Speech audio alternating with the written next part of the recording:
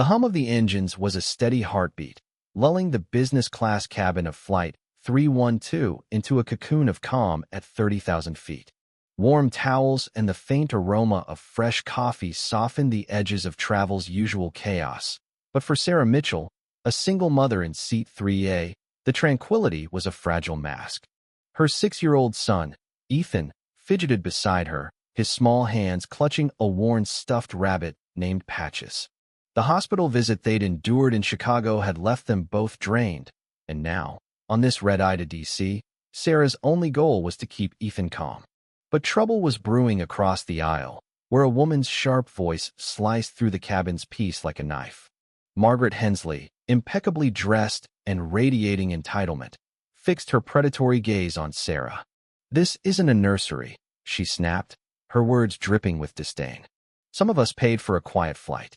A few passengers, a slick-suited man named Richard Baxter and an older woman, Dorothy Reynolds, with a pearl necklace tight around her throat, chuckled in agreement, their eyes pinning Sarah like a specimen under glass. Sarah didn't flinch. She stroked Ethan's hair, whispering soft reassurances, her focus a fortress against the brewing storm. Margaret's barbs grew sharper. When Ethan's rabbit slipped to the floor, she pounced. "Oh, sweetheart," she cooed at Ethan, her tone a venomous mockery. "Big boys don't play with toys on planes." Sarah calmly retrieved Patches, her face unreadable, but the cabin's tension thickened. Margaret pressed the call button with a theatrical jab, summoning a flight attendant named Emily. "This is business class," Margaret huffed. "There are standards. Can you do something about her child?" Emily's smile was polite but firm. "Ma'am, the captain has the seatbelt sign on. A child being soothed isn't a disruption." Rebuffed, Margaret leaned toward Richard, her whisper loud enough for all to hear. She probably used discount points for that seat. People like her drag everyone down.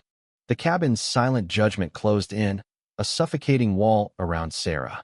Then, a sharp chime cut through the air, followed by the captain's voice, crisp and commanding. "Requesting national security consultant, Mrs. Sarah Mitchell to the cockpit immediately." The cabin froze. Margaret's hands gripped her armrests, her knuckles white. Richard's jaw dropped, and Dorothy's pearls seemed to tighten.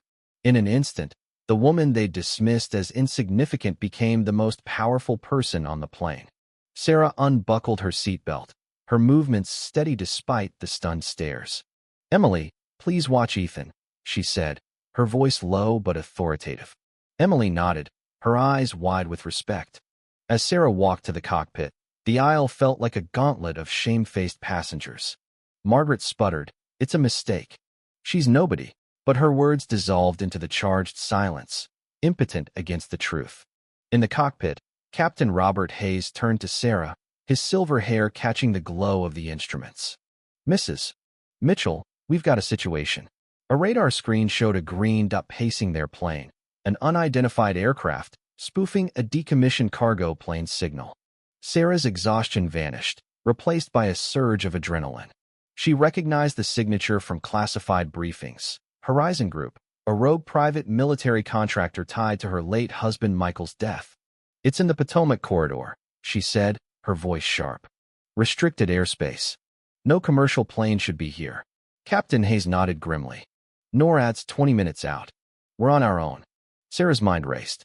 The aircraft wasn't here to attack. It was after cargo in the hold, codenamed Sentinel, Michael's counterintelligence system.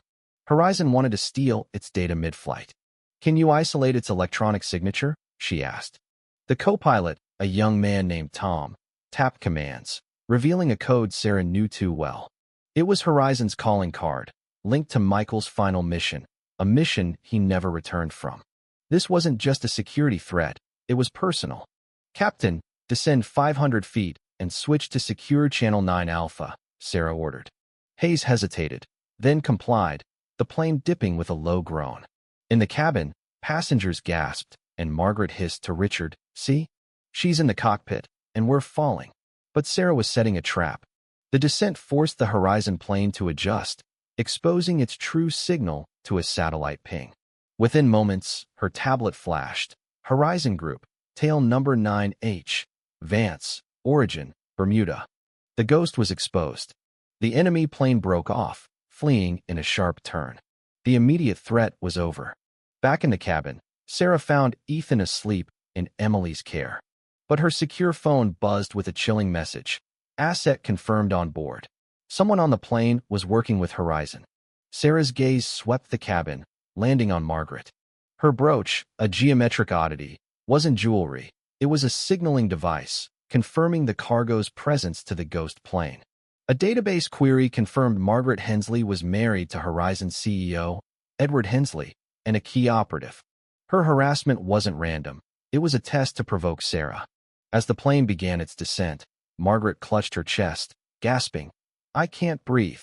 Richard leaped up, shouting for a doctor. The cabin erupted in panic, but Sarah saw through the act. Margaret's breathing was shallow, her skin lacked cyanosis, and her eyes flicked towards Sarah, a performance to create chaos. Sarah leaned to Emily, whispering, "Get the cardiac diagnostic pen and lidocaine injector." Margaret's gasp hitched. "No needles. Allergy." The fear was real. An operative would dread incapacitation. Sarah stood, her voice cutting through the chaos. "Everyone, remain calm.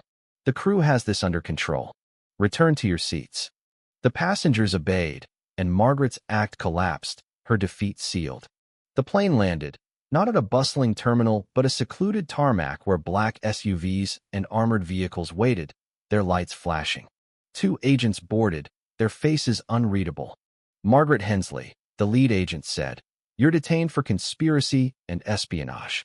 Margaret rose, hollow and defeated. "Richard Baxter, you're detained for questioning," the agent added. Richard's face crumpled as he stood, his apology to Sarah earlier now meaningless. As the agents escorted them off, the lead paused by Sarah. "Director Mitchell, good work. Sentinel is secure. Your husband's legacy is safe." The words hit like a wave, grief and pride intertwined. Passengers filed out, many offering quiet thanks. An elderly man, a retired pilot named George, paused. "Masterclass in crisis management, ma'am." Sarah smiled faintly.